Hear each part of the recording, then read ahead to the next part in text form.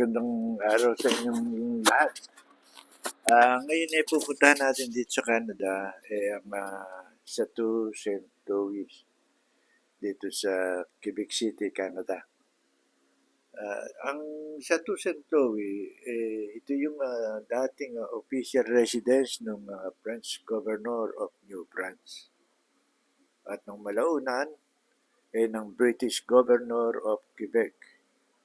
Tapos yung Governor General of British North America. At sa bandang huli, ang Lieutenant Governor of Lower Canada. Ganon, palit-palit. Hindi nyo na itatanong, kasi noon sakop ng France, itong Quebec City. Nagkaroon ng paglalaban. Natalo yun, doon sa Plain of Abraham. Yun, natalo yung French kaya nauwi sa British. Ganun yun. Medyo malayo lang itong ating pupuntahan. Kaya maaga tayong umalis dito. Tsaka ang bala kasi namin, maglalakad pagkatapos namin makaraan doon sa, pagdating namin doon sa gate. Kasi may gate din itong St. Louis. Pagkaraan namin noon, yung doon sa gate ni St. Louis, maglalakad na lang kami. Yun, para makita na mabuti. Mahirap kasing tanawin yung mga nadadaanan kung nasa sasakyan. So, gano'n, no? Ngayon, medyo malayo-layo pa tayo. At kami ilan ba kami? 5. Ako, si Lady, si Baby, 6 pala. Ako, si Lady, si Baby, si Oda, si Michael at si Del. 6 pala kami sa isang sasakyan. Kasi hindi naman namin dinala yung sasakyan ni Baby. Iniwanan namin doon sa hotel. At mahirap kasing mag-park eh. Yeah. On your left, there's my On left. your left, you will see the Yeah, roof.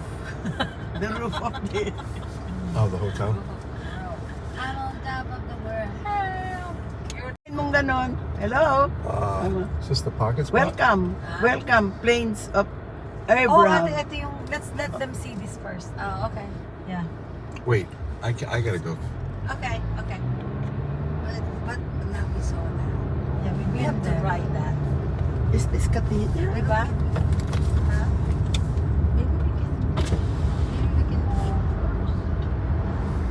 And then we will write that last. Pero restaurant lang sa Which one? Map one? Nasa balik-balik. What? On your left, there's my On left. your left, you will see the Yeah, roof. the roof of the... Oh, the hotel? I'm on top of the world. Help! Malapit na siguro kami dito sa St. Louis Gate. Ayan. Pero marami sasakyan dito sa lugar na ito. No? Ayan, no? Malapit na talaga. Yung fountain. Tsaka natatanon yung mga building na malalaki. Ayan.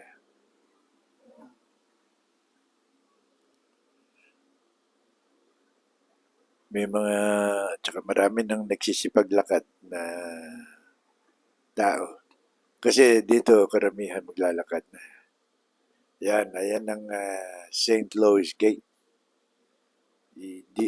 Dito kami magsisimulang maglakad. No? Ayan na. Patog sa St. Louis.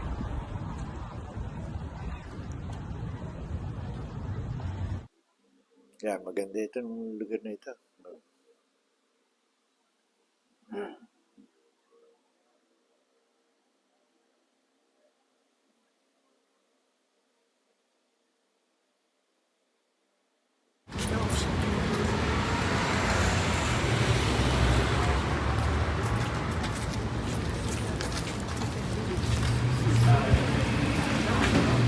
Si Roosevelt pala at saka si Churchill nag-meet dito at yan ang marker tungkol ba rin sa kanilang gagawing invasion sa France at saka sa Italy.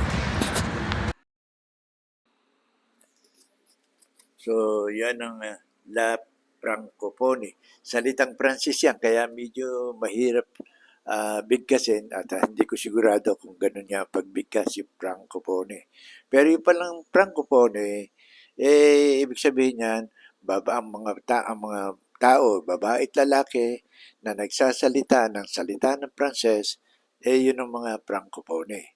Ngayon, ang ko naman, La Francophonie, isang international na kwan yun, organization. Binubuo nga ng mga Francophonie at pinopromote nila yung kanilang lingwahe, yung salita ng Pranses, yung kanilang kultura, yung kanilang linguistic diversity, at pinopromote din nila yung kapayapaan, demokrasya, at human rights. Yun. At saka yung sumusuporta rin sila sa edukasyon, yung train, yung higher education, yun. Kasi ang Francophone o yung mga nagsisipagsalita ng Pranses, marami pala yan. Merong 150 million Francophones. Eka nga, dalawa raw sa tatlong Francophone. Francophone ang tawag sa kanila. Naninirahan ito sa labas ng France at sa ibang 40 bansa. Ganun pala yung Francophone. Yan. Are you going there? This way. There, ba't na uga ka? No, Baba. No. Ayan. Okay, go.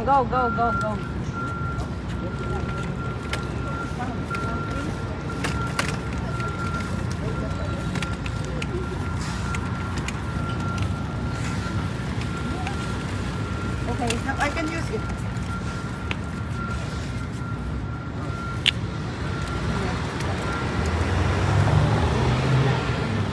Natakot ka ba?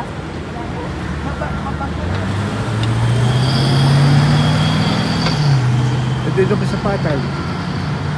Yeah, di ba guys? Sa Japan na naman.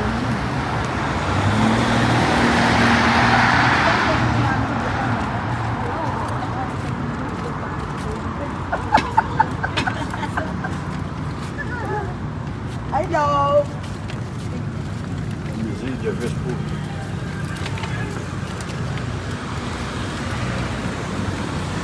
Hindi pa, sinimentong patagil ka. Sabi mo yung bigyan. Mas mahal.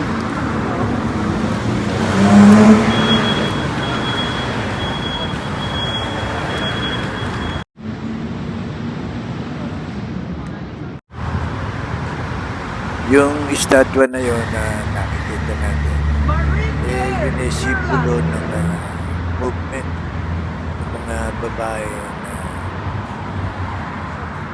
humihiling ng karapatan sa pagboto upang patunayan na sila hindi naman nagdedepende sa puro lalaki. Gusto nila makaboto, magkaroon ng karapatan sa pagtrabaho sa opisina, gano'n.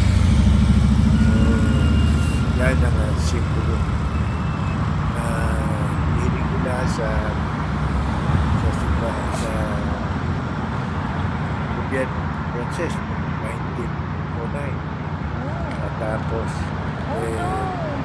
nagkaroon ng liwanag. Ito nandito sa sandwiches. pagpasok na kasi de la Sempria.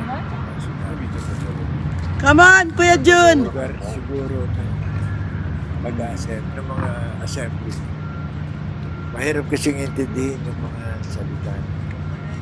Mahirap intindihin. mahirap I have din something kasi. in my bag. Yan, If ito, you mga- like. Sa lugar na ito, nandito, nasa assembly mo. Yan.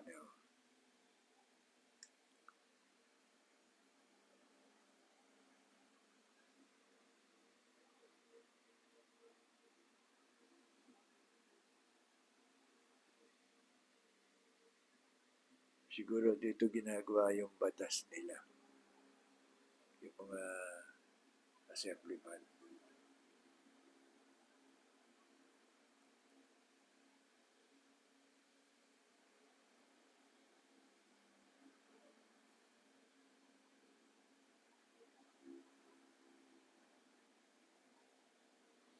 Maraming revolta.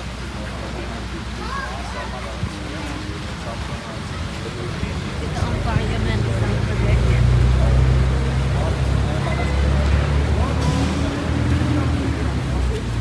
Okay, Michael. Diyan.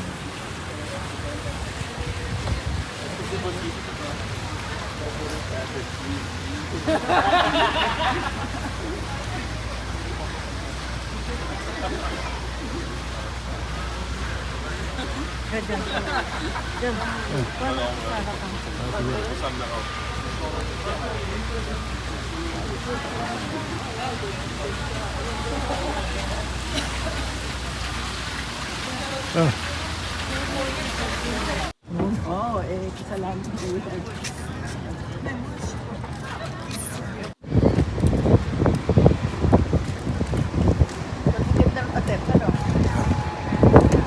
Yun naman yun. Tourist bus.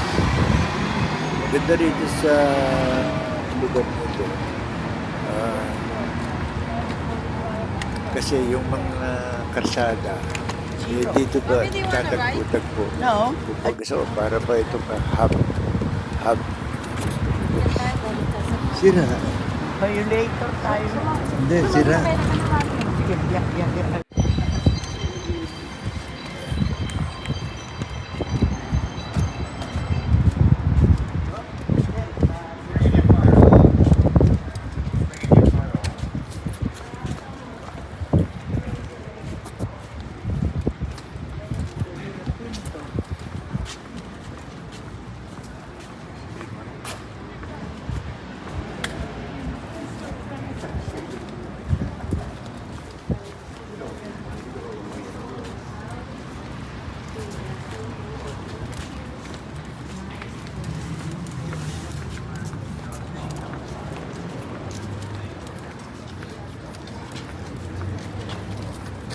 Ang dali lang po dahil sa baba.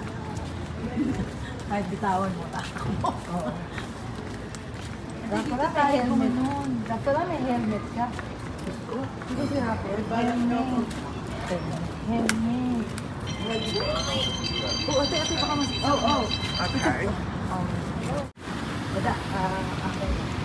Anong traffic light? Diba? Ba't po ba?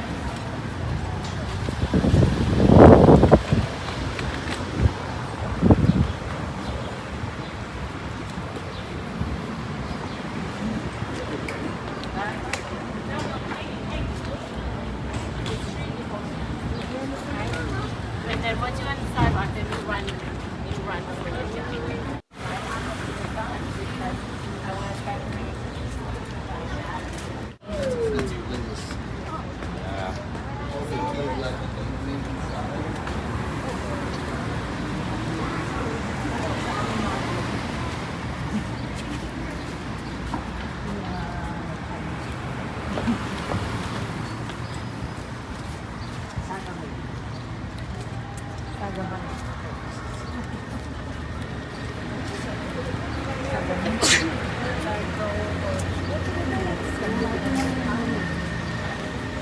Breakfast meal muna.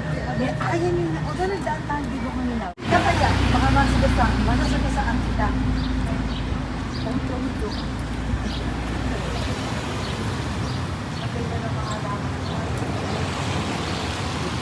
Marami yan. Champignon. Escargot. Yan lang. parang Sa isang hirap itrayo intindihin ko. mo ang nakasulat na ito.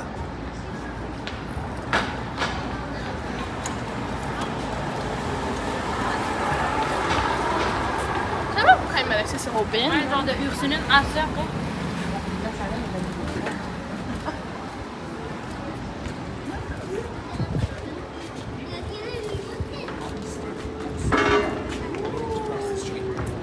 Parang napagod nata si Lady. Eh.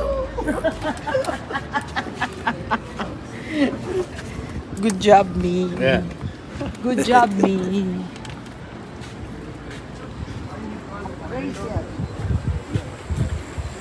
Si Del yung nagtutulak ng ruleto.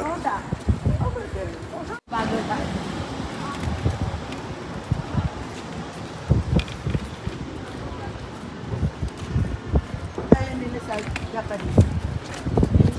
Makakala ko natin yung vacation.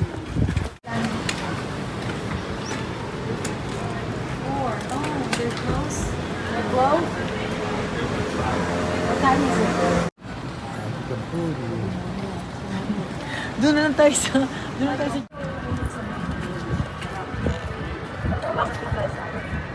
Ayun, sa harap. Ayun, Ay. deliver is this. Repeat siya.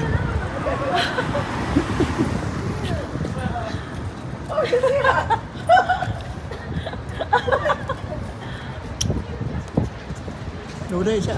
He runs like Dory. Ba't ganun tabak po? Parang...